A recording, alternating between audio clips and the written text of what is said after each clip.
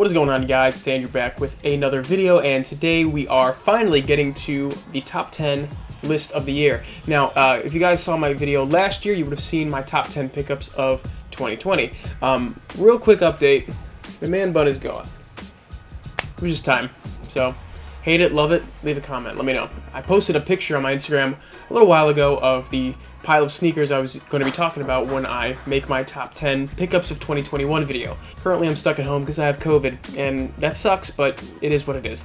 Hope everyone stays safe, has a healthy holiday season, and I'll see you all in the new year. But before we end the year, let's talk about my top 10 pickups of 2021. This is in no particular order, by the way, same as last year, so let's get right into it.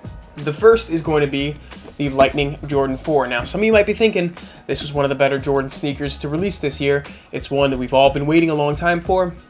I agree. And even if I had to put these somewhere on the list, these might be number 10 if we're going top 10, just because of the fact that, you know, it's a Jordan 4. I love Jordan 4s, but it's just such a loud colorway. I still haven't brought myself to wear them yet. So hopefully sometime this year, maybe in the spring, but who knows? We'll see when that, we'll cross that bridge when we get there, I guess.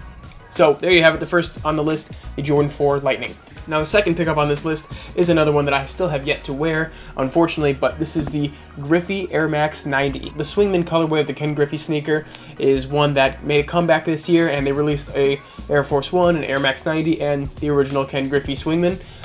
This was the Air Max 90, obviously. This was one of my favorite Air Max 90s of the year because of the simple fact that they changed just enough to make it special.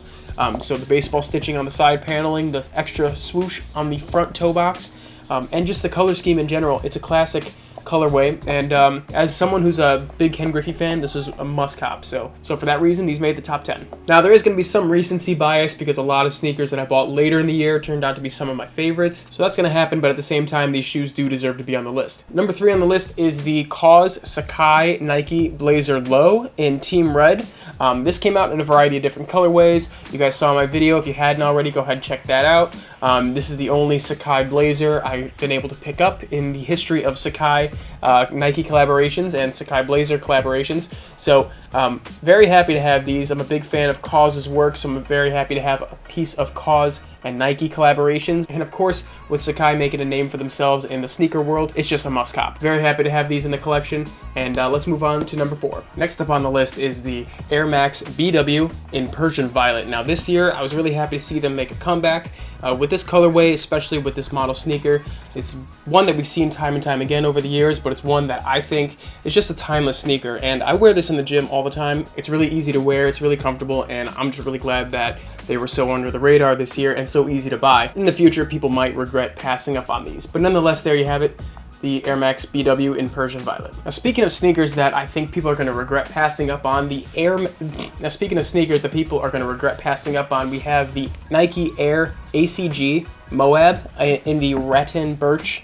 I don't know if I'm pronouncing that correctly or not, but in the classic Air Moab colorway. You've got a couple of variations with this version as opposed to previous versions that a lot of people were bit iffy on. So the pull tabs on the top of the shoe, the Hirachi logo on the front of the tongue, the mini swoosh, and even the shape of the shoe, I guess in general, people weren't a big fan of. But if you ask me, this is one of those shoes that I think is just one, it's a must-have in my opinion. Like, if you're gonna have a pair of ACG sneakers, you might as well have these. Unless you go for the newer versions that have better technology, this is one you really can't go wrong with. And personally, when the weather gets warmer, I can't wait to be wearing these on trails or hiking, wherever the case may be. And I think that's the spirit of the Air Moab. So there you have it, Nike Air Moab in OG colorway. Now we are in the top 5 sneaker pickups of the year, and I'm looking around at them and I'm thinking we might actually have to put these in order.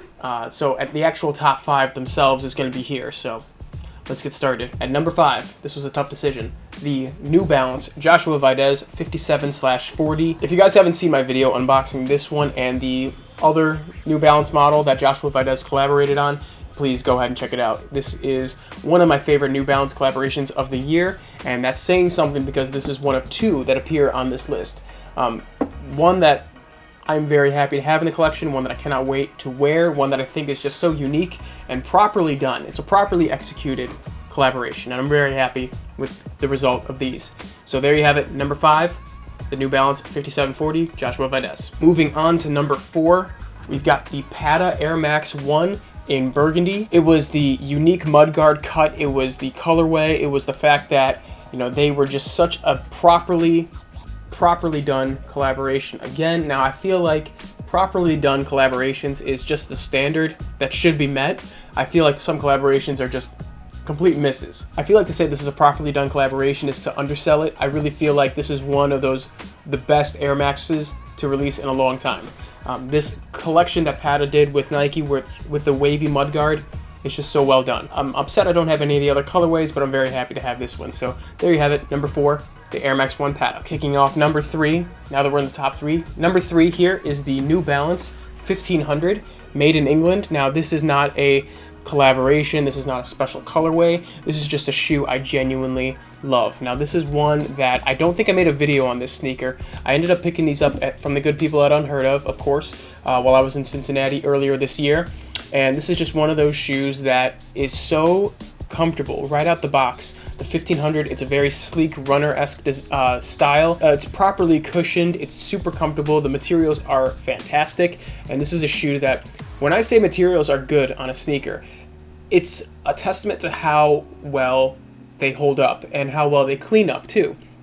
This is a shoe that I've worn time and time again, and now the gum bottoms I think are fantastic, but I think that the uppers, with the amount of miles that I've put on the shoe this year alone and the amount of dirt and grime that I've scrubbed out of this shoe, and the fact that the suede is still in proper soft form, and the fact that they still look incredible, is a true testament to the materials and the execution, and it's a testament to how well crafted New Balances that are made in the US or made in the UK truly are. So New Balance 1500, made in England, number 3. Now speaking of recency bias, the only reason this one is not number 1 is because, well, you'll see why the number 1 spot is the number 1. At number 2, you have the Joe Freshgoods New Balance 990 V3 outside clothes. Now, I made a full video talking about how great these are, why these are so great. If you haven't seen it already, go ahead and check it out. Whether it's the colorway or the emotion that this shoe just pulls out of me, this is just one that I think is going to go down as one of the best New Balance collaborations of the last couple of years, without a doubt. So a lot of people are putting these on their top 10 lists this year, and I don't blame them one bit. This is just a well done shoe all around, and I'm very, very happy to have these. So at number 2, New Balance Joe Freshgoods 990 V3 outside clothes. Let's get to number 1. Now, if you saw this coming, congratulations, you've watched some of my videos. At number 1 this year, my top pickup of the year is, of course, the Air Max 90 Bacon. Now, I've talked about this shoe plenty. I have a full unboxing and review video, and I think that this is one of those shoes that I've said in the video, I will wear it to the ground, and I've worn it time and time again, cleaned them up, made sure they stayed at least a little bit nice when I'm not wearing them. But when I do wear them and I put some miles on them, I'm really, really happy to have them. After spending my early years as a sneakerhead, literal years, wishing I could get my hands on a pair of the Air Max 90 Bacons, it's just so good to actually have them in the collection. So I'm very, very happy to put these at number 1 of my 2021 pickups. And with that, guys, I'm going to wrap up this list and wrap up the year. So thank you so much for watching. I appreciate it. If you enjoyed this video, comment below what you think. What was your favorite pickup of the year? Not specifically my sneakers, your sneakers. What was your favorite sneaker pickup? Let me know. And follow me on Instagram for more consistent posting.